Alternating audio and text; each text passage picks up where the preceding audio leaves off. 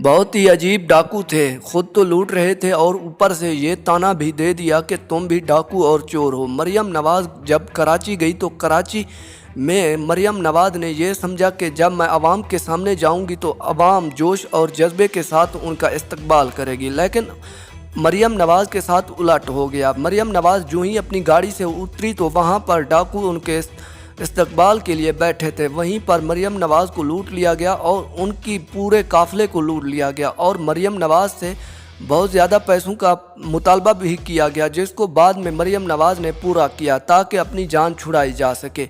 इसमें मरियम नवाज़ की कीमती घड़ी और इसके अलावा मोबाइल भी शामिल था और इसके अलावा मरियम नवाज़ का कहना था कि मुझे मोबाइल वापस किया जाए ताकि इसमें कुछ कीमती डॉक्यूमेंट्स और कीमती वीडियोज़ ऑडियोज़ भी मौजूद हैं, जिस पर मरियम नवाज़ ने काफ़ी ज़्यादा गुस्से का इजहार किया। लेकिन डाकुओं का कहना था आपका कोई हुक्म और आर्डर नहीं चलेगा क्योंकि यहाँ पे हमारी हुकूमत है और सिर्फ हम ही फैसला करते हैं, जिस पर मरियम नवाज़ को काफ़ी ज़्यादा मायूसी हुई और मरियम नवाज़ को ये बात भी पता चल गई कि पाकिस्तान में कानून के होने का कितना अहम है। लेकिन पीडीएम ये बात नहीं समझती और करप्शन को अपना एक अहम हिस्सा समझती है। Thanks for watching. अल्लाह हाफिज़।